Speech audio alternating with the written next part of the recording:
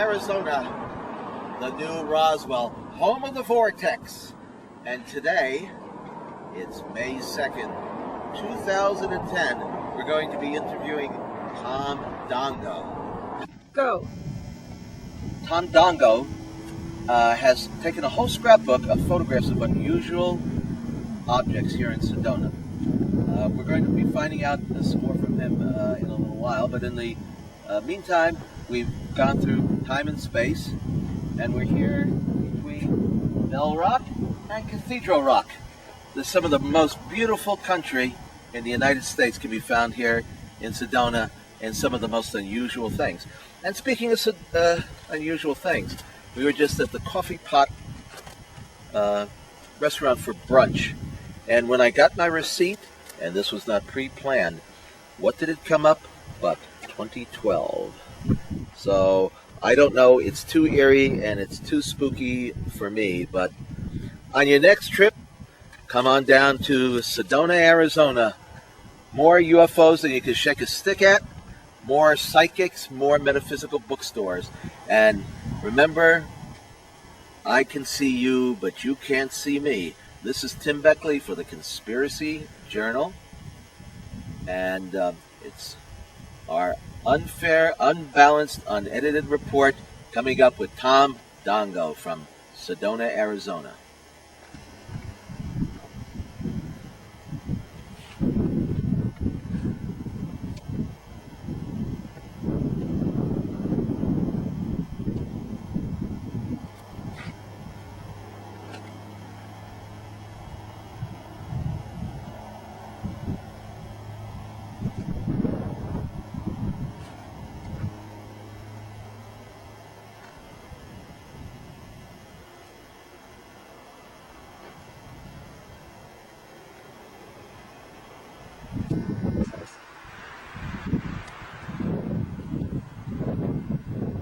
Okay. Well, we got Tom back into the room here. He just got finished with one of his tours around Sedona. And we're going to find out about Tom together. I mean, when I was editor of UFO Universe magazine, I know we did quite a story on what was going on in town here, because Sedona certainly is the metaphysical capital of the world. So, Tom, first off, how did you get to Sedona? Well, that's an interesting story, and I've been asked that many times. It's kind of actually, it all started when I had a sporting goods store in Reno, and I was walking down the street one day, and literally a pair of hands. I had heard of this happening to other people. It literally happened to me. A pair of giant hands grabbed me by the shoulders and were steering me down the street, through a parking lot, into a bookstore. I went to the back of the bookstore, and the hands, I mean, I'm not exaggerating. Are we talking about physical hands? No, they were invisible, but something steering me, right? Because I'm thinking about the old spiritualist days when the hands would, materialize during a seance. But, okay, you've got an invisible force getting it to the back of the bookstore. Yeah. So I mean, you couldn't see it, but you could feel it. You could feel it. So it bent me over like this, and there was a book in the bottom shelf, and I reached down, and I noticed it. And I pulled it out, and it was Seth Speaks by Jane Roberts. And this one started the whole thing. And then after that, I moved to Santa Cruz. And great place. Yeah. And I was in the Berkeley Psychic Institute and the Tibetan Foundation, which kind of eventually led to Sedona, because the Tibetan Foundation had a branch here, and I was a part of that for about a year, and then they folded. How long ago was that? I've been here 22 years. 22 years ago, yeah. And when did you start? Okay. Well, what comes first, the cart or the horse? Did you see your first UFO sighting before you started your tours? No, actually, I had very little interest in UFOs when I moved here. But during the time I moved here in '87, and just before the harmonic convergence, and I really had almost no interest in UFOs or extraterrestrials or anything like that. I was mainly here because of the Tibetan Foundation and the teachings that they had. But everywhere I went, I kept running into UFO and alien occurrences. So I started looking around a little bit, and I already written a small book. It was supposed to be a pamphlet, and it was taken by somebody and made into a book, and it's still in print, Mysteries of Sedona. So I thought, well, I'm going to start writing a book about the UFO activity in Sedona, and I got nothing. I put ads in newspapers and everything. Looking for witnesses? Yeah, anything I could get, any kind of information. I got absolutely nowhere. And then suddenly, as if somebody flicked a switch, I was inundated from every direction. People would come to see me, call me, and I had more than enough information. Well, I know my friend Bill Hamilton wrote something about this area when we published The Cosmic Top Secret. And, of course, UFO Universe, which we did an article quite a number of years, I guess 10 years ago, maybe now, on some of your adventures here. Okay, well, let's start out. Now, Sedona is the home of the vortex. We hear about window areas and places where people can go and see UFOs that are supposed to be more predominant than other places. John Keel, in his various books, Mothman Prophecies, Trojan Horse, talks about these areas where apparently there's something there, whether it's the ley lines that run through it or some sort of energy from another dimension, where these things manifest themselves more readily. Here in Sedona, there are actually tours where people go to the vortex area. I know there's one at where the post office is. I think there's one where the airport. What is a vortex in your mind, and what goes on there? I mean, why is a certain place a vortex and some place else not? Well, there's 4 popular vortexes, but there are actually hundreds of them here. If you go back in the canyons, if you're sensitive to energies, there are hundreds of vortexes here. Mm-hmm. So the entire area taken, in context, this whole area is very different, energy-wise. It is probably magnetic energy, simple magnetic energy, strong magnetic energy, mixed with something that nobody can understand. Probably something that was here millions of years ago. It's a residue. Mm-hmm. I did the first 2 years I lived in Sedona. I did vortex tours. That's how I made my living. So I had a good opportunity to watch how vortexes affect people. And how did they? Well, about half the people, about 50%, there's no effect on them whatsoever. The other 50%, they feel something, and maybe 20% of those people feel something dramatic, and it's usually in the chest area and in the stomach, nausea, that kind of stuff, or shaking. And all the hundreds of people I took to the vortexes, I only saw one physical healing, but there were many mental healings, mm-hmm. Emotional problems, whatnot. There were many of those. Well, where are the actual hot spots? Well, the ones that are well known is Airport Vortex, Cathedral Rock Vortex, Boynton Canyon Vortex, and Bell Rock Vortex. Mm-hmm. The strongest one of the 4 is Airport Vortex, which is really easy to find. Anyone can feel the energy mm-hmm. there, and they're at the top. There's 2 hills right there, and they're at the very top of those 2 little hills. Mm-hmm. Now, before we got together here, we did a mini tour of the area and just took some photos. Beautiful, beautiful country here. I don't think outside of maybe the Grand Canyon, I'm not sure where you would go to find something as breathtaking as this. I mean, you can feel the magic in the air, and of course, this is quite the town. Also, there are a lot of metaphysical bookstores, crystal shops, places to buy jewelry, Native American and otherwise, tons of art galleries and restaurants that close at 9 at night. Yeah, we found that out last night. Anyway. 6 o'clock, everything closes about. But yeah, it's the UFO activity here.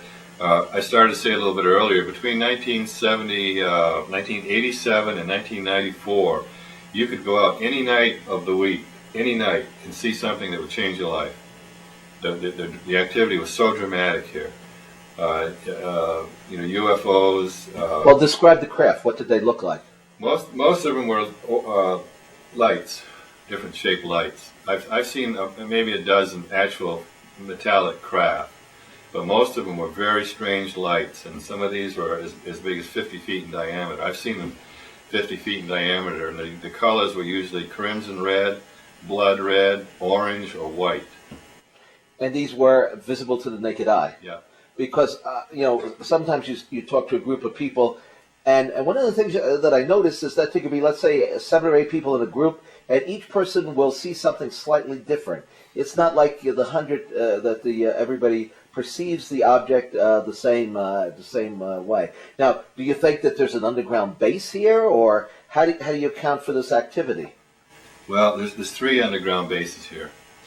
A friend of mine he's a counter-terrorist expert, found one of them. He's had his life threatened 3 times. I won't say exactly where it is, but it's near Flagstaff, and it is there. It's an underground base. It's probably connected to he thinks it's an underground railway system. And then there's the Secret Canyon base, which is well known. I've written about it many times. And then there's another base. I wouldn't call it a base. I'd call it an installation. It's underneath Clarkdale, which is about 15 miles south of here. And they are being run by extraterrestrials and the U.S. military. They've been seen together numerous times.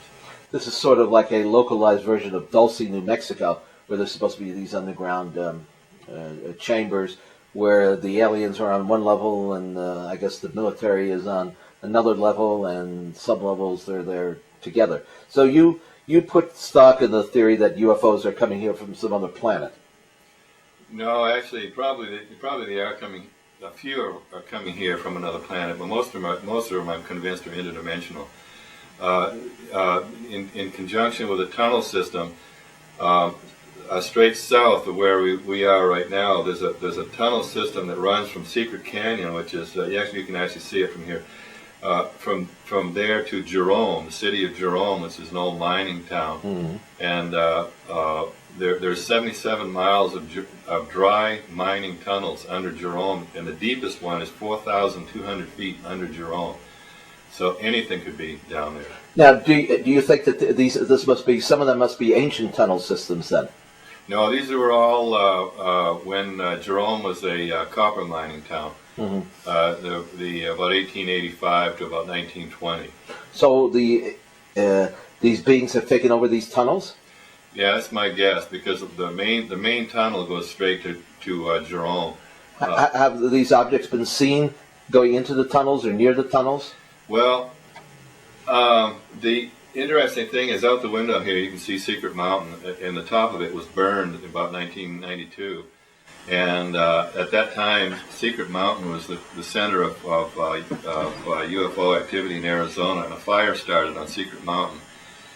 And the Forest Service let it burn for 7 days. It made no attempt to put it out. And a friend of mine, who is very prominent in the UFO lecture circuit, had a friend in the Sedona Fire Department, and the Sedona Fire Department was ordered not to fight it. And who ordered them? Well, he's not sure, but it's probably somebody in the government. So it burned out of control for 7 days. And is that they're trying to rid the place of extraterrestrials? Well, whatever. Yellow smoke was coming off Secret Mountain, and forest fires never burn yellow. So something burned on Secret Mountain, and since that fire, there has been zero UFO activity on Secret Mountain. Now, have you noticed any unusual government types or MIB types, Men in Black types, coming through Sedona? Well, in the late 80s and early 90s, it was real common. There were CIA and FBI agents here almost all the time, and military. It used to be, there was something that happened here, and I believe it was Memorial Day, 1993.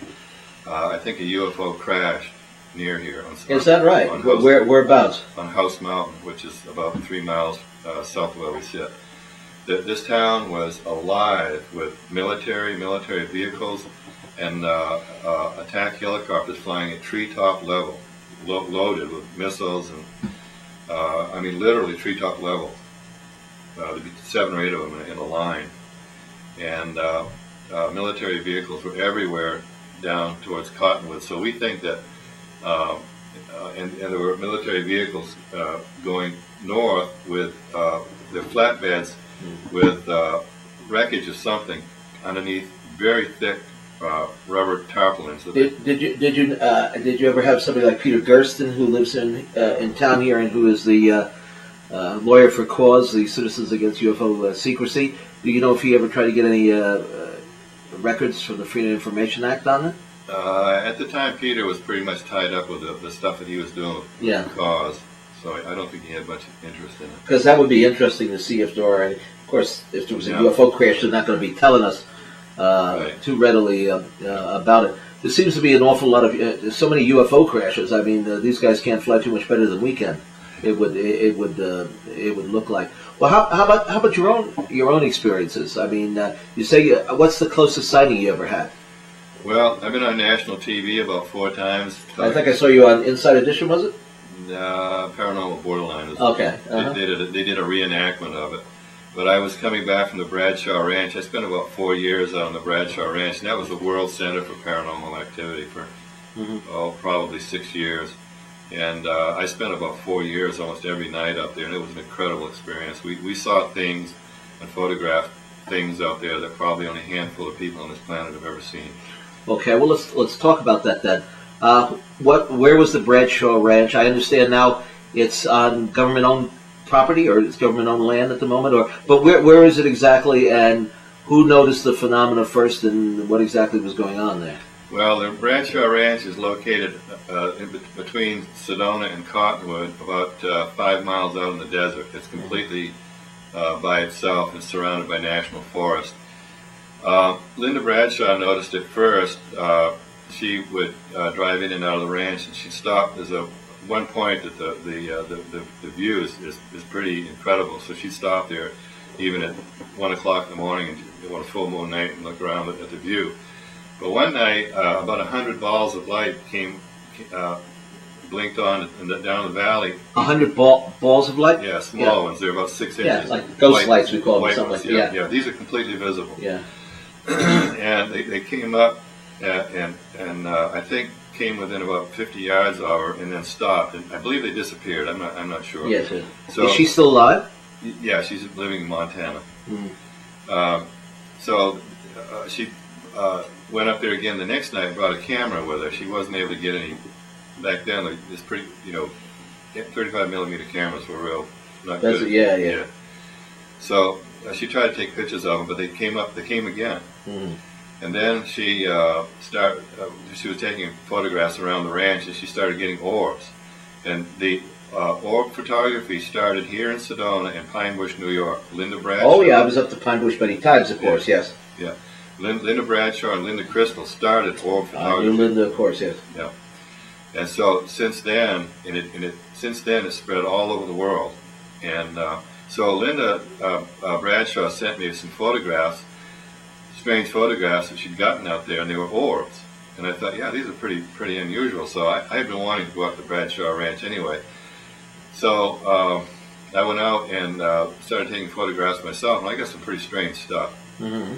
So that started a 4-year research project. You have some of those photos with you? Yeah. All right. Well, let's take a look at them. Yeah. Have your case right in front over there. Yeah. And we'll hold them up to the camera. And we want to tell people about your books as well, so they can order them offline or online. Yeah. But let's see what you have there. And you could maybe describe them a little bit as you hold them up. Orbs, yeah, all right. I'm going to show one that's,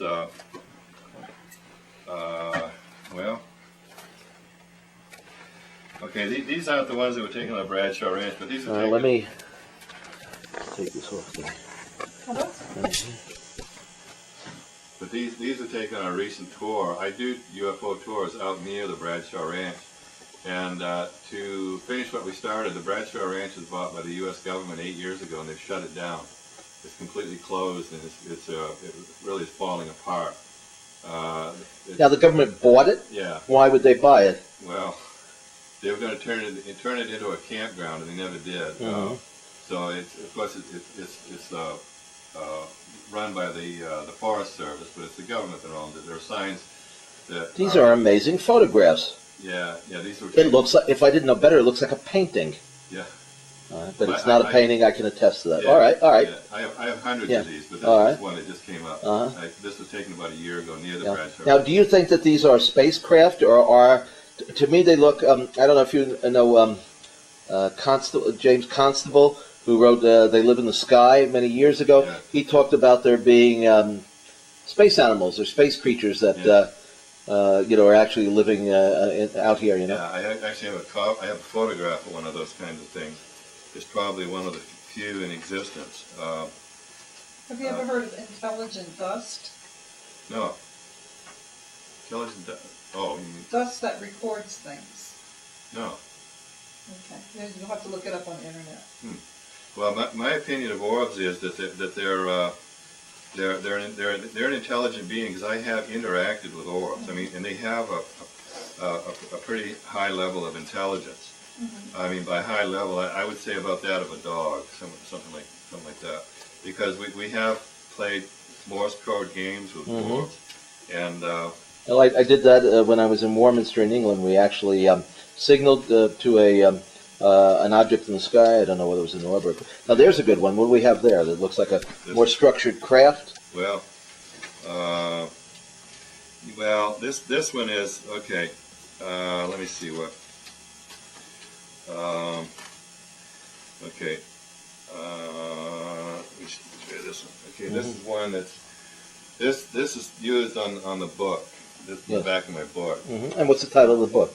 Merging Dimensions. Linda Bradshaw and I wrote this. This is all about the Bradshaw Ranch, and then this book is all about the Bradshaw Ranch, Mysterious Sedona. This is all Bradshaw Ranch. But this photograph. When I did a lot of lectures around the West, this was one of the most interesting ones. But what Linda Bradshaw and I would do is walk around the ranch and just burn up 35 millimeter film, and then next day look, see what developed, the stuff we couldn't see, right? So what this is an open field here, and this is a photograph that I took. So the next day we developed the film, and I'm looking at this, and I said, wait a minute, what the heck is that? So here's a sandal foot. Now this is in the middle of the winter. Yeah. It's about 20 degrees. Okay. So there's a pant leg here, and there's a I see that. Yeah, and there's an arm coming down here, and whatever the being is holding this thing, and it's either I think it's either a weapon or a device that keeps it invisible. So here's the other half of the photograph. I had to cut and paste here so you can see both sides. But on the other one, it looks like a pair of pants with lanyards and all that. So there's this on one half of the photograph and this on the other half. So it's pretty strange. But that was nothing there when I, I didn't see anything. So you have actually gotten photos of beings as well as the ships. Yeah. This is probably, if I can find it. This is probably I consider the only actual photograph of an interdimensional male being, if I can find it.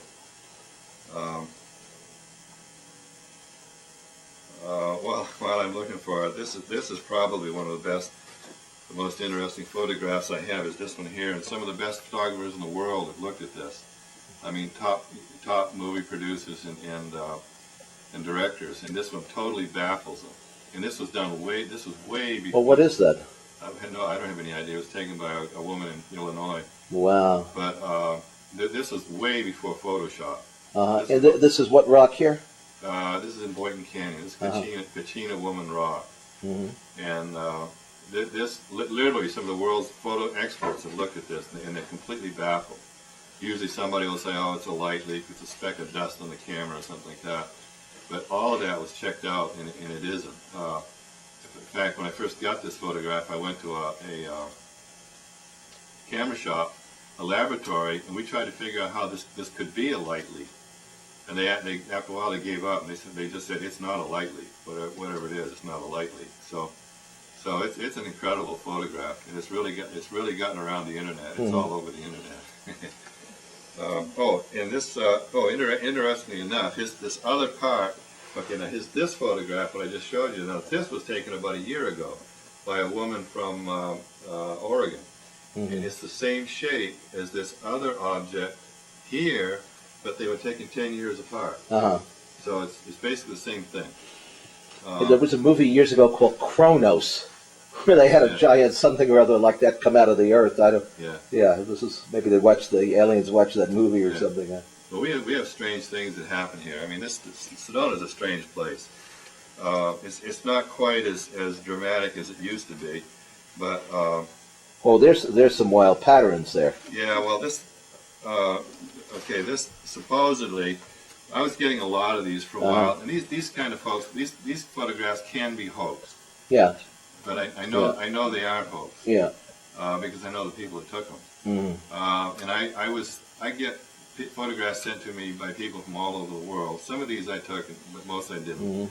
In fact, I mentioned just a while ago, when I was in Warminster, England, and we were signaling to this craft, when I developed the photographs, not of the object because it was too far away to see, but when I developed the photographs of that roll I took out on Cradle Hill there, one or two of the last shots had stuff like that in it, and there were no houses in the area, there were no street lamps, there was nobody throwing a cigarette butt. That's a good way to get a little mothership to go across the photo, so I don't know, who knows what it was, but some weird stuff going on, Yeah.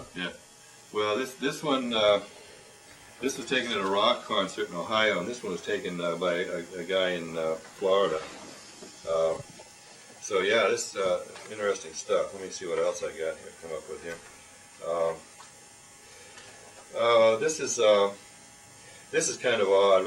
These two photographs here. This is the sort of stuff we got on the Bradshaw Ranch. These are beings that were standing right in front of us that we couldn't see. And this photograph on the left, there was a man standing in front, probably less than 3 feet in front of me, because the focal length of the camera was about 3.5 feet. So anything. Yeah, these are probably not going to come out too clear, but I'm sure they're in one of your books, right? So that will. Hopefully, people will get the books. Yep. There's one here I do want to show. Oh, this one is a reflection off the. Can you see that? Yeah, I'm getting it. Yeah. There was a Japanese film crew here 3 years ago, and a friend of mine took this photograph, and all of that stuff you can see wasn't there. The Japanese film crew is over here to right here. That's where the Japanese film crew is. And right after that, they interviewed me, and they had lights set up, and it was about 9 o'clock at night, and a UFO materialized right behind them. And this is on the video? Yeah. And so I tried to. After the cameraman was so shaken up, he had a $100,000 camera, so he probably got the UFO full frame. It was red and white, the UFO, and it was tilted at about a 10-degree angle.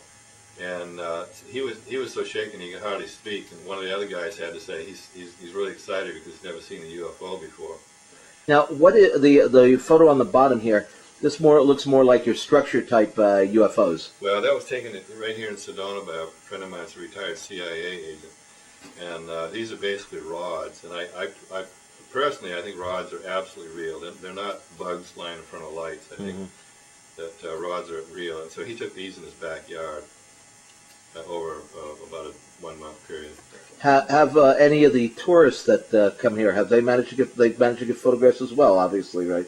Yeah, a lot of times they don't know what it is, and they take it home, and there's something on the. Yeah, sometimes I end up seeing them, and sometimes I don't. But now, is there any way to? Let's say if I'm taking one of your Jeep tours, or your tours here around Sedona, is there any way that you've found to bring them down? I mean, no, we've tried everything, and nothing works. Yeah, I know about Stephen Greer and the stuff he does, and we've tried that stuff too. With actually, now that you mention it, one thing they don't like, because about a month ago I actually did this. I have a green laser, and green lasers are 5,000 times more powerful than a red laser, and you can actually buy on the internet now green lasers that are weapons grade lasers. But the one I have is 5,000 times more powerful than a red laser, and I've actually shined this green laser on UFOs, and they absolutely do not like green lasers. They won't stick around. So that's the only thing that, other than flashing lights on the Bradshaw Ranch, 3 million candle power spotlights, that's really the only thing we've ever done that's gotten a reaction as far as being able to, get them to come closer or whatever. Well, let's talk a little bit more about the Bradshaw Ranch. How many people had sightings there, and what were the most dramatic ones? Oh, this is that Trevor Constable photograph that I have. It's similar. There are very few of these in existence, but this is one of the living amoeba-like UFOs.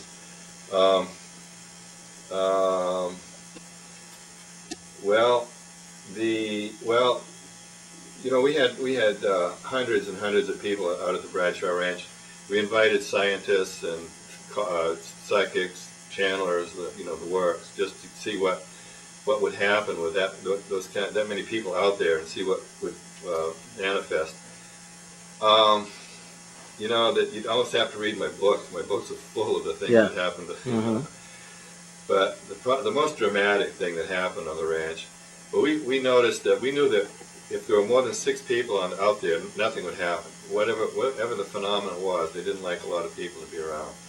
So we would try to have 6 people or less on the ranch. And one night, people asked me if anything really scary ever happened, and we were never hurt in any way. I think that we learned that once you have no fear of these things, they'll manifest and they'll come a lot closer. So one night it was only Linda and I, and they have 7 dogs that lived on the ranch, and at the time, any stray dog that came on the ranch, they would keep it. So the dogs would bury themselves in the sand. In the summer it was cool, and in the winter it was warm. They were outside dogs. So one night we heard a growl, a really loud growl, and Linda and I were debating whether it was a javelina, a bear, a mountain lion, or what. We couldn't tell, and so there was an apple orchard in front of us, and whatever this thing was making a circle around the apple orchard. And this is the only night that we were really had any fear. And Linda actually went in and got a gun. Of the 4 years we spent out there, that's the only night that anything really scary happened. But the creature got about halfway around the apple orchard, and it made a roar like an African lion. It scared the hell out of us. And if you ever heard of an African lion roar in a zoo, they can be heard literally miles away. In the jungle, I'm sure they can be heard 3 or 4 miles away. So this thing roared like an African lion. We knew we were in trouble then. We knew something really big was going on. And the dogs, all 7 of them, jumped up simultaneously and took off on a dead run toward the creature. And so Linda and I couldn't do anything but just stand there and wait. We thought we were going to hear dogs being torn to pieces. The next thing, and actually there was no sound whatsoever. After about 10 minutes, all the dogs just came trotting back and laid down. So whatever that creature was, they were familiar with it. So there was a horse corral at one end of the ranch and a horse corral at the other end of the ranch, and they each had 2 to 5 horses. But as the creature got close to the horses, it was following a dry creek. As it got close to the horses at the south end of the ranch, the horses started to scream. And it's like I've told people, if you've never heard a horse scream like a woman, it's a scary sound. And the horses were screaming and trying to kick their way out of the corral. The corral was 12 by 2 boards, I think. They were trying to kick their way out of it. The creature was getting really close to them. And the horses at the north end of the ranch simultaneously started screaming. Now, when you say creature, did anybody actually see it? Well, we got close to it. Whatever it was about 10 feet tall. It weighed about 1,000 pounds. It left tracks. It did cross a knoll, and it left round tracks. And it took us a few days to figure out that it was a Bigfoot-type light creature that was standing on its tiptoes. I have photographs of these tracks, and you can actually see the ridge lines with the veins and all that were. So we walked down there as close as we dared to with our 3 million power spotlights, and mine died, and Linda's spotlight was getting a little bit low. And what we didn't know, there was a line of trees in front of us. We thought the creature was in the trees, but it wasn't. It was on the ridge looking down at us. And only its head was above the ridge. So if we'd had night vision binoculars at that time, we would have seen it. But after that it left, and then the next day we went up there. And Yeah, no, during my own investigations, I discovered we have quite a few of these what we call invisible beings. I mean, sometimes they do manifest as physical form, excuse me, and they can take on all kinds of appearances, from very human-looking entities to things that are frightening to the one to visualize if one is not familiar with this. So I have a lot of their presence been noted there. Do you think it's one group or more than one group that's...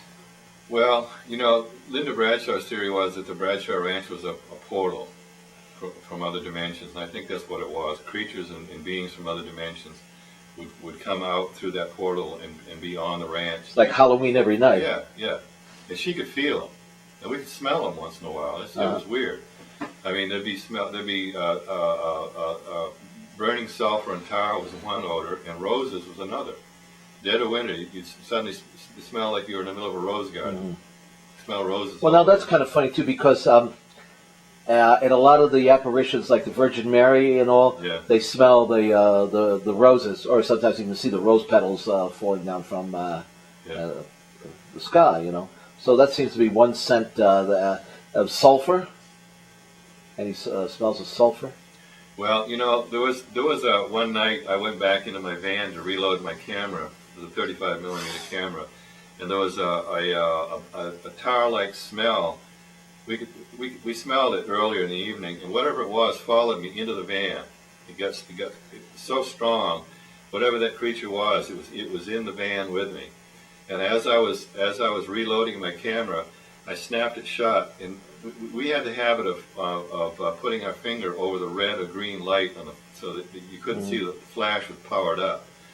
And what I did was, I still regret this to this day, because I think I hurt something very badly. I had my finger over the flash power up light, and I spun around real quick in the open doors of my van, took a picture, and there was an explosion. If you can visualize a daisy about 4 feet across, this thing exploded, and it looked like a daisy, and then it just wilted. It just kind of collapsed like that. So whatever it was, I took something completely by surprise. I think I hurt something with a flash very badly. So, okay, where you say interdimensional? I mean, is there where do they like live or reside, or do they live in the sense that we think of? I mean, do they have an intelligence behind them? Well, it's like Linda said. Sometimes it was like being in the middle of New York City, but you couldn't see the beings, but you could feel them walking around us. And chances are they could see us, and we couldn't see them. At times it was pretty dramatic. I mean, you could literally feel beings all around you. And chances are there might have been a place where dimensions crossed, and they might have been aware of us, and they might not have been. But an incident that happened, and it happened here a year ago on July 9th. Linda and I were this is last year? Yeah.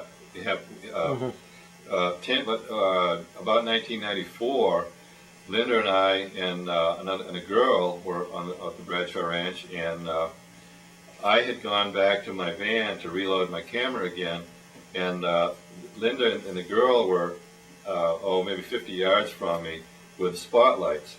And the dogs got up and charged something again. And so I went back, and by then the Linda and the girl were shining the spotlights back and forth, and their lights fell on this man. He'd been standing in the apple orchard by a fence post, probably all the time we've been out there, which was hours. So the dogs were catching up to him, and he walked diagonally away from us. We got a good look at him. He was brown. He was about 5'6", brown hair, brown skin, brown clothes, brown shoes, brown pants. Everything was a light brown color. The dogs caught up with him, and when they caught up to him, he was standing by a yucca bush, so I know exactly how tall he was. And he never turned his face towards us. He just walked diagonally away from us, kept his face so we couldn't see it. And obviously, whatever it was, didn't want us to see his face. So as soon as the dogs caught up with him, unfortunately they moved the spotlight, so we didn't see the instant the dog caught up. The dogs caught up with it, but the man, or whatever this creature was, vanished instantly right by the yucca plant. So the dogs milled around and came back, and then the next day we went down there, and there were no human tracks there. The dirt was pumice powder, light, and anything would have left a track, and there were no human tracks there. So whatever it was didn't leave tracks in the ground. There's only dog tracks there. So a year ago, July 9th, and this is in the MUFON Journal, a creature ran, this is July 9th, 2009, a creature ran right through downtown to Sedona, and it was the same creature. It was all brown, and... Actually, it didn't make the papers. No, that stuff never does. Right? Like, I used to joke that they could drag a crashed UFO behind a pickup truck in downtown Sedona, and they'd never put it in the paper. Yeah. So the creature ran through downtown, and he was going across a parking lot, and he evidently came eyeball to eyeball with a man. Mm-hmm. And he said the guy said, in no way was this creature human. It had huge black eyes, and it moved way too fast for a human. Did you interview the witness? No, I don't know. I don't know who it is. Yeah, it was in the MUFON Journal, so I think it was credibility, But other than that, I didn't even know about it until a couple of weeks ago. Somebody called me and read it to me out of the MUFON Journal. So, but that stuff used to happen around here a lot. Why do you think it's not happening so frequently anymore? Too many people. Too many bright lights. Too many people. Too many bright lights. Too many people. There's 5 times the people here now as well. Oh, I noticed that. I've been coming here maybe 20 years or more. It's hard even to get into town.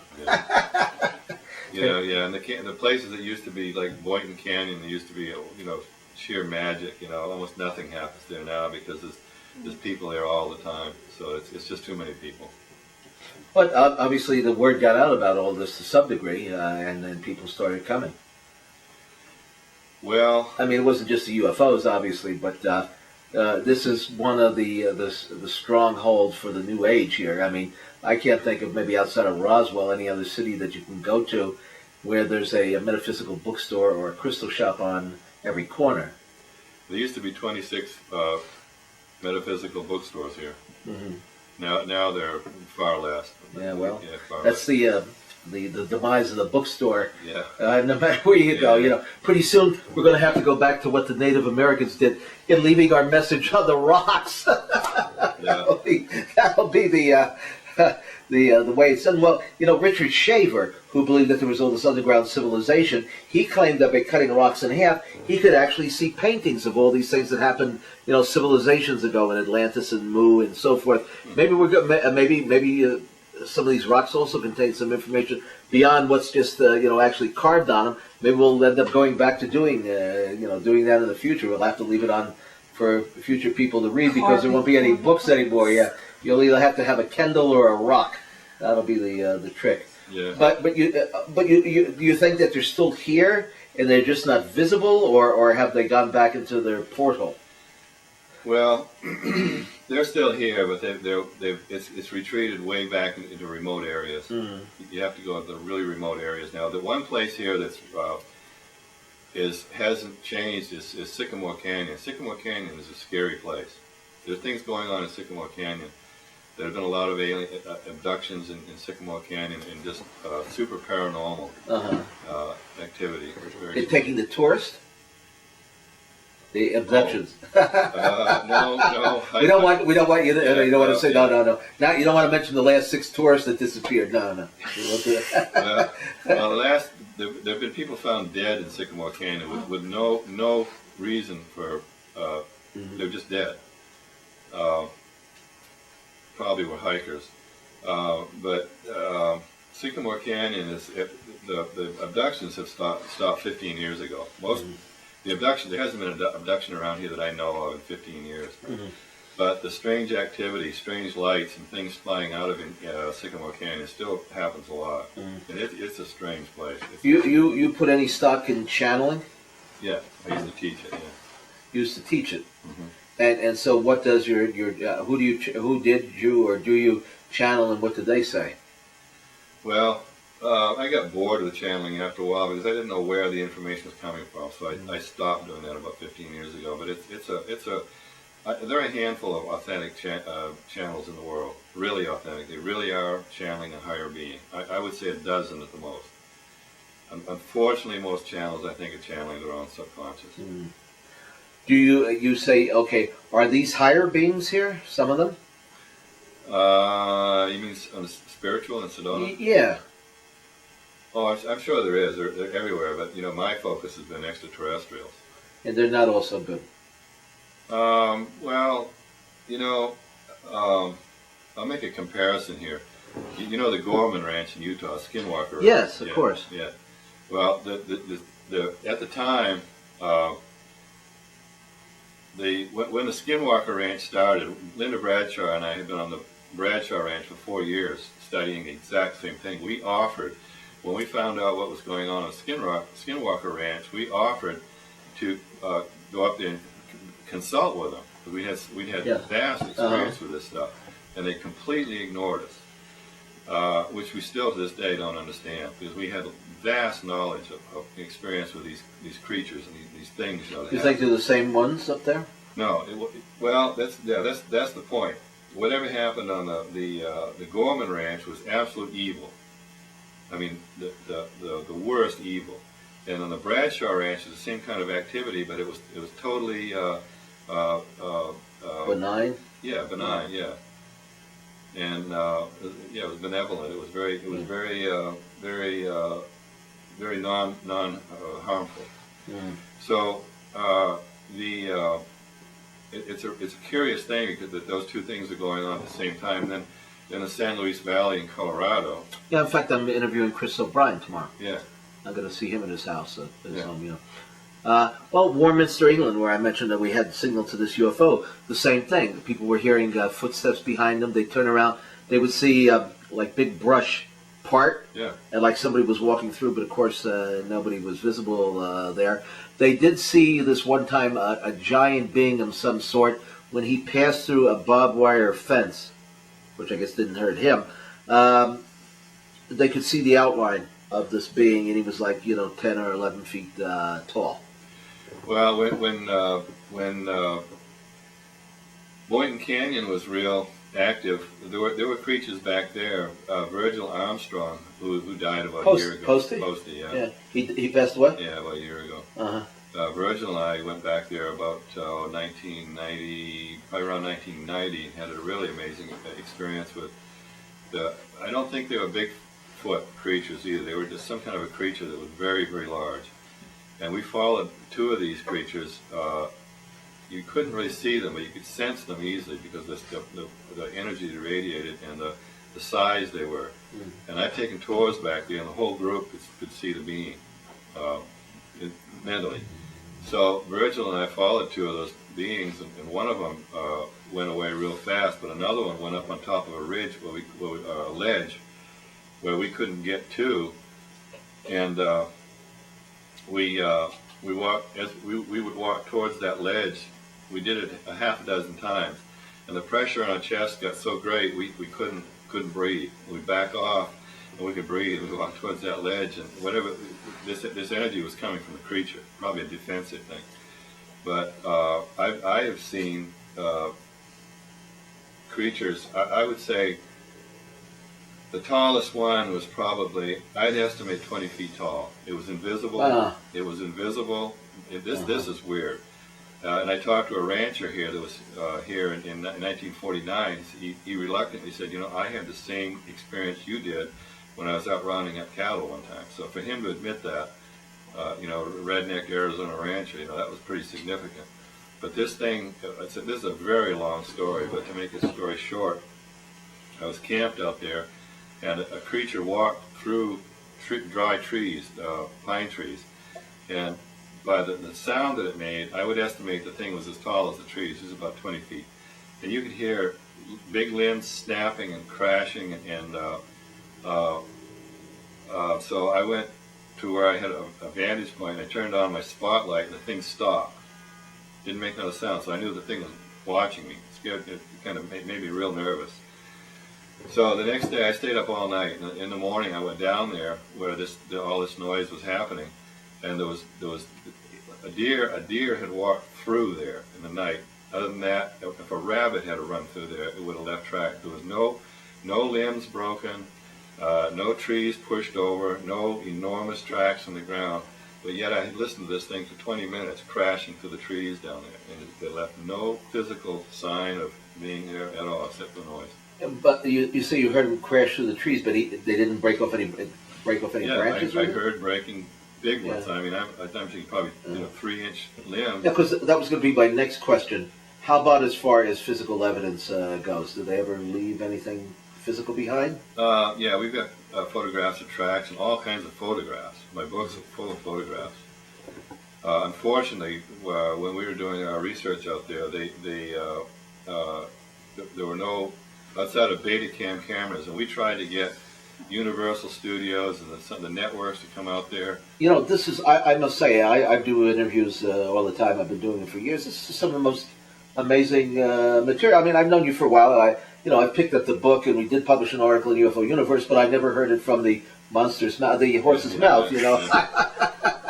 And it's amazing stuff. If this were 15 years ago, there'd be a stampede of people out here. Yeah. And I guess there was for a while that came for the metaphysical teachings and. Well, you know, we had most of the TV networks, Universal Studios, out there with the crews. I've been on national TV 36 times, including the reruns. But we got the camera crews would be out there, and they'd see the stuff, and we. Like, I remember Universal Studios in particular. They'd say, go back and talk to your people and tell them, could we have a Betacam camera? Because that's the only thing at the time, $50,000 camera that would film at night. You can leave the camera with us if you trust it. Yeah, these things shoot pretty good at night, I'll tell you that. Well, Panasonic had one at the time, in the early 90s. It did work at night. We didn't know about it. It was affordable. So we got the camera crews would go back and say, "Oh yeah, incredible stuff going on out there." No response from any of it. It really was like somebody, like probably in the government, was saying, you know, no way. Well, let me tell you, I've worked on the movies and in TV shows and stuff. To get anybody to make a move on anything, it's like you got to get a whole orchestra of people to agree on something. Yeah. You know, I mean, it just. Yeah. It's my friend John Keel, who wrote the book Mothman Prophecies and finally had Richard Gere star in the movie. That took him years and years and years to get that made into a film. And you know, the only way that it actually got into a movie is because of the Dalai Lama. The Richard Gere asked the Dalai, being a Buddhist, asked the Dalai Lama should he do the movie or not. And one of the beliefs of the Tibetans is this giant Garuda bird. So the Dalai Lama gave his approval, and Richard Gere agreed to go on board, and so the movie finally got made. Otherwise, it'd still be going in a circle somewhere there in Hollywood. You know, now, since that came out, there's been at least 3 or 4 other films devoted to the Mothman. In fact, there was one on the Sci-Fi Channel the other day. Not based on anything factual at all, but some sci-fi monster movie. It was terrible. It's better than some. Though. But it was the Mothman seeks revenge. Yeah, I thought that was I thought that was a little clever twist there, but no sign of any Thunderbirds out here that the Indians talk about. No giant birds. But to get back to that, if we'd had a camera, like a Betacam camera, we could have got footage that the world would still be talking about today. It'd be all over YouTube. I mean, we saw stuff. Oh, that's a profit maker. Yeah. But I mean, we saw stuff with the eyes. Linda and I used to tell each other all the time, if you hadn't been standing right beside me and saw the same thing I just did, and you saw the same thing, I would have thought I was crazy. It was so incredible, the stuff we saw. And we tried it with 35 millimeter cameras. You couldn't do it. And we finally got a camera, a video camera, and it just didn't work. It was a good one, and it just would not film in low light. So you think they were blocking some? No, it's just the quality of the cameras now. I mean, now the Sonys, any Sony. Oh, this I was going to say this. I've shot a couple of like low budget horror films. As Mr. Creepo. I shot a scene in a hurricane with this thing out at night with the night vision, and it looks like it was shot with the really heavy duty equipment. You know. Yeah, yeah. Well, I have 3 Sony cameras, and they'll film in total darkness. If any of what the total darkness. Yeah. You know, with the eye can see the camera will look at it. And if we'd had cameras like that back in the late 80s and early 90s, we could have got some footage that was, you know, literally unbelievable. But I had in one instance, I won't name the studio, one of the big networks. They had a meeting, a top-level meeting in New York. One guy got up and said, "We're not having anything to do with this. This is the end of it. It's dead. That's it." Sat down and they killed it right there. This was a top-level meeting to get involved in the stuff that goes out there, the Bradshaw Ranch. So that's too bad you couldn't have gotten somebody like Steve Spielberg to get involved or interested in it. Yeah, we tried to connect with him, but we had a friend of a friend of a friend of a friend. Well, Spielberg knew about it because he lived here for a while, and that was at the time that the Bradshaw Ranch was world famous. So I know he knew about it. Well, that does seem to be the thing. Even if people of some clout know about something like this, they might film a fictionalized film and put it in, but they're scared of having something that's actually factual in it. What's the thinking on this as far as the Chamber of Commerce goes? Well, the Chamber of Commerce promotes the metaphysical, but not the UFO. They never, the newspapers, the Chamber of Commerce never talks about UFOs or extraterrestrial beings or anything like that. Never. Well, has there ever been any articles in the paper here on UFOs sightings? Or? Yeah. Interesting you brought that up. The newspaper interviewed me one time. In fact, it was a half-page interview of me. It was a good story, too. And at the time, I was the managing editor of the newspaper. And so, I mean, I thought, this is highly unusual. I said, so I asked him, are you going to get fired over this? I mean, it's never been done before. You know? And he says, I'm the boss. Nobody can fire me. And he resigned 2 weeks later. So they published the story. Well, you know, Angela Joyner, who has her own radio show on the internet, she was the editor of the newspaper down in Stevensville, Texas, and she got bounced because she met one of the witnesses on her own time. He wanted to bring her like an update on what he had seen, and they said, no more UFOs, you're out of here. So, but now she has her own radio, radio show. And she'd like to do a book if anybody would publish it and so forth, you know.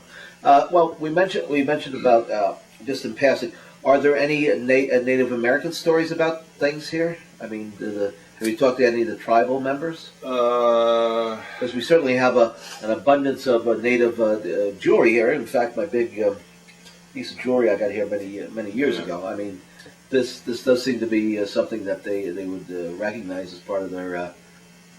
Yeah, well, you know, if you talk to the Indians in confidence, most of them will talk about it. In fact, I had a project. I think it may be starting up again. For 5 years, I have this. I call it the Navajo Project because the stuff that goes on the Navajo Reservation is incredible. It's like it was. What goes on the Navajo Reservation now is what used to happen in the 50s here in this country. I mean, it's UFO landings, extraterrestrials getting out, incredible paranormal stuff like the Skinwalkers. Skinwalker is not folklore; it's real. Yeah. So anyway, so I had this. I tried to raise $50,000. I was told, no, you better try $100,000. I want to do a 5-year research project on the Navajo Nation. Now, last night on the History Channel, they had a very good 2-part. It's a 5-part series on the ancient astronauts and all. And last night they had quite a big part of the episode was on Native Americans and the pictographs. And the Kachina and their contacts and things like that. I mean, they didn't seem to hide it. There are some of the elders and so forth who do talk about this. The Sky people certainly a lot more readily than they used to. Yeah. In fact, Noria Hayakawa down there in Dulce, they had a little mini seminar 6 months or so ago because of all the activity there. And there were so many people showed up. It's on Native reservation. So many people showed up that they had to move the location, I think, where the city town hall or something where they had the meetings, and everybody seemed to go along with it. They started at first they get a lot of flack and people wouldn't want to see them, but they're even thinking about doing a second meeting down there. Well, you know how it is. Everybody's talking about this now. It used to be fundamentalist religion types were totally against it. But even they're very interested in it now. And the Indians, the Navajos, Hopis, and all the tribes. There are things that go on. If you gain their trust, they'll tell you what's going on, and it's incredible. So I have offered to give, in particular, the History Channel. I said, you guys can have this idea. I gave them the whole thing. And well, you guys were on there. Yeah. But History Channel.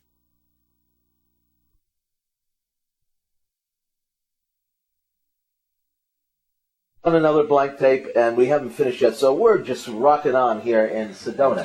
Okay, continue on, and Where were we?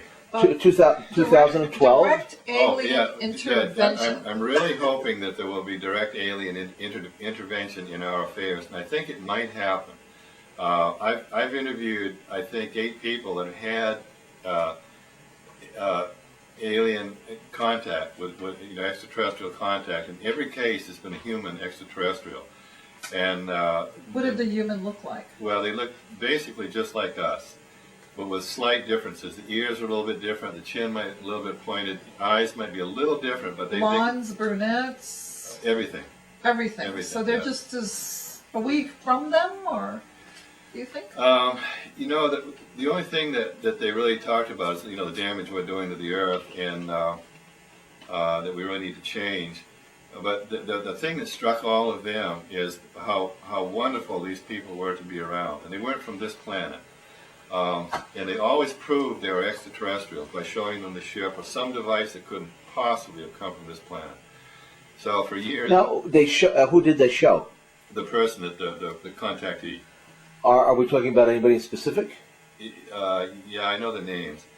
But in each case, the extraterrestrial proved they were from not from the Earth. They were from outer space or whatever. And in a few cases, it was really dramatic. That for years I'd meditate. I want to meet an extraterrestrial. Let's meet. So, but anyway, from what I've been able to draw from the conversations that these people have had with extraterrestrials, I have a feeling that they may intervene in our affairs soon, because we're doing too much damage to ourselves and the planet, or some other catastrophic event may be coming that they're either going to let the planet be destroyed or help us, one or the other. I really do believe that the extraterrestrials are going to help us. Some group is going to intervene, but it's like I think it was Bill Hamilton said that he interviewed somebody, and the guy asked the extraterrestrials, says, "Why don't you guys come in and stop us before we destroy everything?" And the extraterrestrials said, "We can't, because we would be responsible for whatever you do. And in a cosmic sense, that would be a disaster for us." I mean, and on the internet, there was a special program about what would happen if extraterrestrials did come in, and it would be pretty rough. The religions and the economic collapse and changes in government. Well, you've got all that happening right now anyway. Yeah. So right. So yeah, It's an opportune time, right? Yeah. The oil spill in Louisiana. How much it keeps every day? They're going to. How much damage? So it can't get much worse. The air, and the whole deal. But one night I was coming out from the Bradshaw Ranch, and I'll spend the rest of my life wondering what would have happened if I had not done this. I used to come out from the Bradshaw Ranch, leave the Bradshaw Ranch about 1 o'clock in the morning. It was a long drive, about 10 miles on a bad dirt road, no houses on the road. So at one point, I looked out and there was a white light paralleling my car, and I said, oh shit, here we go. This is a typical abduction thing. Because here was this white light. Or the Border Patrol. Yeah. In the trees, following me through the trees. So after a while, it just was gone. It was great, because I was tired, hungry, and in a really bad mood. I just wanted to get home, go to bed, get something to eat, and go to bed. So I drove along another mile or so, and I came around a corner, and there was a ship sitting right in the front of Dome Mesa, no more than maybe 150 feet off the ground. And this thing was a disc shape. It was about 50 feet across with multicolored flashing lights all around it. And, excuse me, and so I was driving about 20 miles an hour, and this thing was going about 20 miles an hour. And it was going to intersect right at the base of Dome Mountain. And I'm looking at this thing going the same speed I'm going, and in my mind, I've been on national TV with this a bunch of times, but what I actually said was, in my mind, I'm really not in the mood for this kind of shit tonight. And just the instant that I thought that in my mind, they had been reading my thoughts all along. The instant I thought that in my mind, the ship stopped dead in the air. It sat there for about 5 seconds, and then in a split second, it was gone over the horizon. So I stopped my car and got out and stood in front of the car, just staring at the blank spot, just totally flabbergasted at what had happened. When I realized that they probably wanted to make contact with me, we would have met in about another quarter mile. The ship and I would have been together, and what could have happened at that point, I have no idea. I'll spend the rest of my life wondering what might have happened if I'd just kept going and met the ship. But that night I was so tired and hungry and not in a great mood. God could have appeared in the middle of the road, and I wouldn't have mattered to me. So. Well, you did say that you think they are going to intervene in spite of what Bill Hamilton said. So what are your personal feelings? Yeah, that's a good question, because all the time Linda Bradshaw and I spent on the Bradshaw Ranch, we were probably elbow to elbow with these extraterrestrials, all these beings. So we absorbed some of what they were. We couldn't help it. It had to have happened. I hear a few of them in the next room. Yeah. So you're all got to get it out of you. Yeah. What do you? Because I got to know. What are your own feelings as to why you feel, whether it's 212 or whenever, or sooner than that, that they will intervene? I have a feeling. I do psychic work, and so I am connected psychically. I do medical intuitive work now too. I'm very good at it. But probably as a result of my psychic impressions, I feel that there is one group that wants to openly intervene in our affairs now, and I think it's a human group, I think. And I'm really hoping that they will do it. I believe they're chomping at the bit to have the opening to come in and just, completely intervene in what's going on this planet before we destroy everything. And do you know who the group is? No, they're human. They're human. They're human, yeah. Now, what is it that bugs them the most, are you feeling, that we do that is really like, man, they really need to quit that. We need it. That would get them to say, okay, now we got to do it right now. Well, if it gets to the point where we're going to destroy the planet, I think probably a number of groups will come in. But I do know that they are afraid of our violence. We're a barbarian race, I think, to most of them, and they're afraid of what we would do and do to us, and do to them. They just don't trust us, most of them. I think a lot of stuff. So. I think a lot of stuff on this planet is orchestrated, and people are played into it. I don't think the average human being wants to be violent. I think the average human being really wants to be peaceful, but they are played into a role of violence. Fear, control, yeah, and there's probably some extraterrestrial group that's behind that. There's. I'll tell you a story. About 15 years ago, I had coffee. I used to have coffee with people. That was my office. I'd meet people just about every day. And this guy, his father was in the Council of Foreign Relations. And so we talked about, like government conspiracy stuff and alien stuff. And mainly about government conspiracies and what the government was doing. So about a week later, he went to his father. His father knew everybody in the world. Club of Rome, Council of Foreign Relations, you name it. And he knew of them all. And so he told his father all the stuff we had talked about. And his father got real quiet for about 5 seconds, and then he said, those people just aren't that smart. I've thought about that 1,000 times, and I'm sure that's true. So that would be a clear clue that there's some greater intelligence we're being manipulated by some greater intelligence, probably extraterrestrial, and if you want to pick a group, it's probably the reptilians. Because I've talked to people who have seen the reptilians, and they're real. I think there's some brilliant people on this planet, but they're played down, and they're made to be, the things they say are silenced, or they're made to be, we can't have that, and the society is being dumbed down. But I really think human beings are capable of quite a lot of genius. Well, I think it's coming to a breakaway point now as people are fed up. I mean, now they're starting to really think for themselves. And I think you're going to see a breakaway pretty soon. It's probably going to be a bit violent in some places, but people have had enough.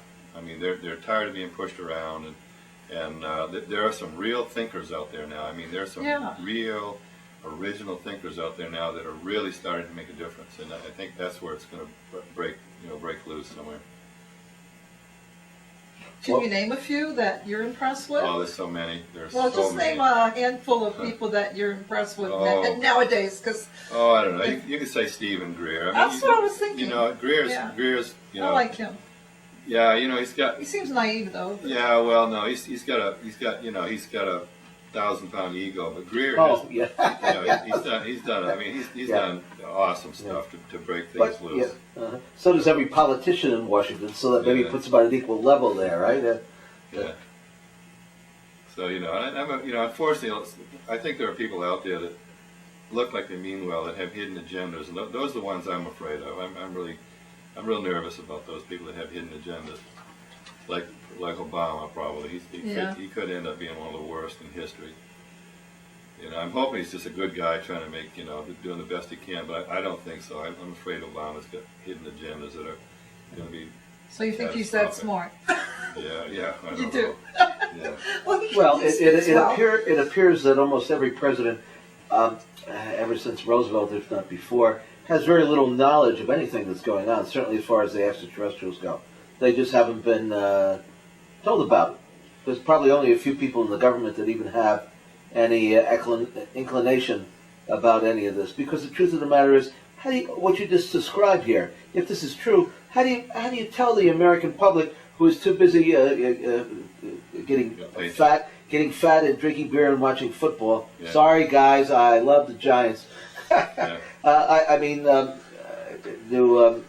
To understand any of this, they have the average American doesn't have, we're talking about 1% of the population of that even knows what anything that's going on. It's just boggles the mind that after 50-something years of this, it's the three of us here in the room, and maybe a few other people we can't see, but and the CIA guy across the hallway with his monitor on the glass or something. Yeah. Well, they don't even have to bother because they've heard us on TV and gotten on copied it off the radio and all that. But I mean, it seems like very few people really have any inclination of what's going on, and then even the ones that do. Like the fellow who was running for president, had to side with Shirley MacLaine, and they asked him about it, and everybody made a laughing stock out of him. It probably lost him another 5, points in the primary or something. The giggle factor or the laugh factor, it seems that every news reporter that goes to journalism school must be taught in a secret class somewhere that if they're interviewing anybody about UFOs, they're supposed to end it with a smirk and a snide comment. Yeah. Well, it's like I said, I spend about 4 hours a day on the internet. I get emails from all over the world. I'm in constant contact with some of the most intelligent people on this planet. Yeah. It's a spreading, and like I say, that the internet is the citizens' intelligence network. I mean, without the internet, we'd be screwed, flat out. I mean, we wouldn't have a chance if it wasn't the internet. But ideas, circulate freely over the internet, and there's some extraordinarily intelligent people that are on the internet sharing what they know and their photographs or whatever, so everybody can sort through it and pick and choose, and so through the internet we got a good chance of coming out on top. Well, why don't we end this by inviting everybody on? Okay. From the internet back to me again. I shouldn't even be in this thing, but back to Sedona. The unknown questionnaire. When people like us, and they all come to Sedona, and those coming for the first time are awestruck, like, oh my God, a place like this exist. You know, it looks like another planet here. What is if someone were to tell me I'm going to Sedona, what should I do when I get there? I don't. Bring a lot of money. A lot of money, Bring but a lot what's of a good money. itinerary for someone if you were to tell people, well, if you're coming here, bring a lot of money. That's like Las Vegas. Well, here at least What you are go home some with a fun crystal. things to do for people coming here for the first time in their metaphysical, and they're hoping to see a UFO, but they probably won't. But what's a good itinerary? I've been asked that many times, but I would tell don't try to do it in one day. Give yourself at least 3 or 4 days or a week, and then just have at it. Just drive around and just go wherever you want to see what you want to see, and talk to whoever you want to see. Go to the Chamber of Commerce, and they'll find infinite stuff to do and see. Have you been up to one of my favorite things, because I've been here many times, but in maybe 3 days at a time, unfortunately. But I went up to Snebley Hill one time, and that was so spiritual. And I was just up there by myself. Sure. I could see all of Sedona. Yeah. It was just so incredibly beautiful. Yeah, they're fixing the road to Snebley Hill now, but that Snebley Hill Road would be a must-see. It used to be almost impassable, but they are completely fixing the road now, so a car can get up there. But yeah, Snebley Hill would be Snebley Hill, Cathedral Rock, definitely. Crescent Moon State Park, Cathedral Rock, Snebley Hill, Boynton Canyon, and Oak Creek Canyon. Drive up Oak Creek Canyon towards Flagstaff and Bell Rock. Those are things that are must-see things. Is there going to be some grand celebration here on 2012? No, I don't think so. No, I don't think so. Probably not. Yeah. Well, let's end this now by telling us where are the viewers here. We're probably going to make a transcript of this and get it in a magazine and use it in a book, and this will be going for the next 20 years. Tell everybody, what are the titles again of your books, and how do they reach you?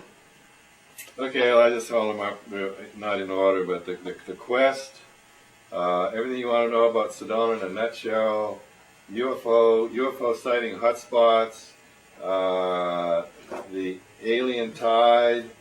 You've almost written as much as I have. Yeah. That one I remember. Is that the first one? Yeah. And that's called?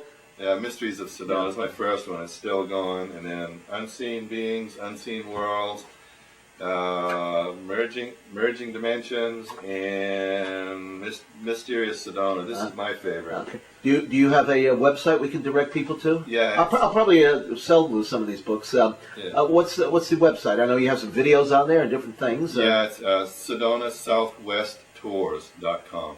One word. And if you're going to come to Sedona and you're going to go for a tour, this is the one you'll get abducted on. I guaranteed. Yeah, at least vaporized. At least. Do you do the Jeep tour? No, I have a van. You have a van. Yeah. All right. So from Sedona, this is Tim and Tom and have a good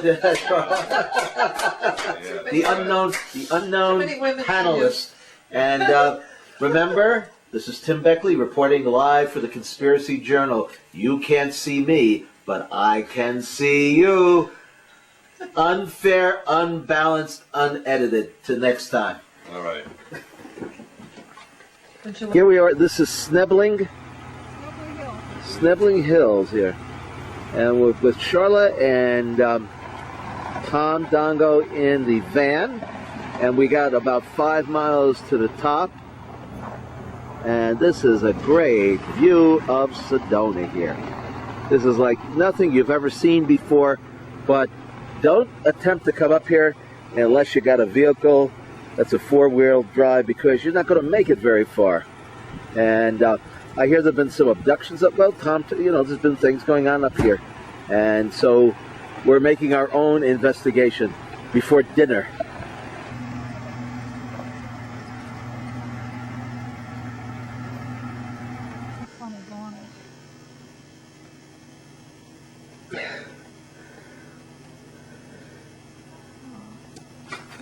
That's some shadows on there. It looks like an angel flying above the rock with the wings spread. You see that?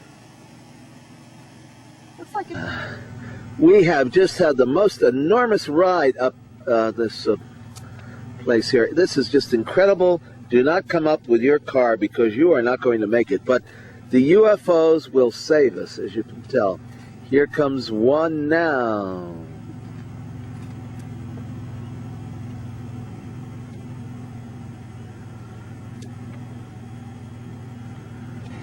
You would think these were craters on the moon. No, this is the four-wheel drive. You need one to come up here, fellas. Girls, too. Especially.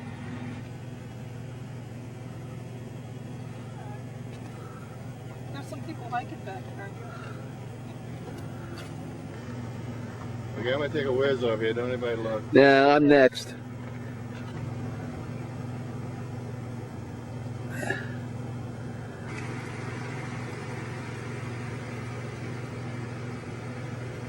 Yeah, things must.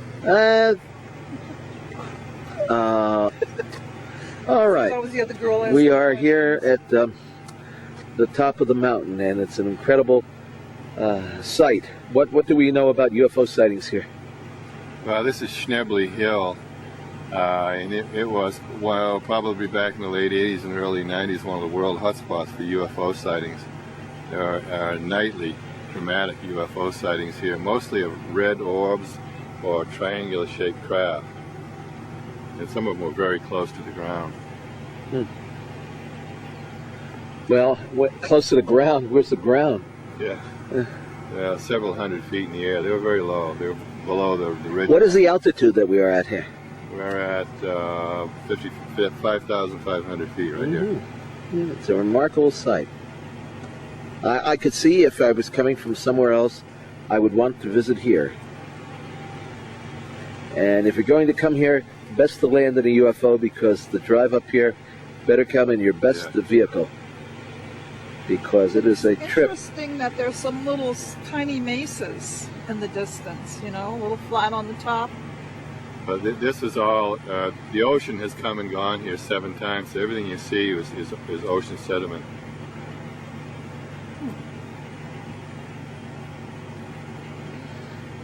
In the distance here, is that the lights of Sedona all the way down there? Yeah. I'm not even sure we can see that because it gets us out of focus. We don't like out of focus pictures.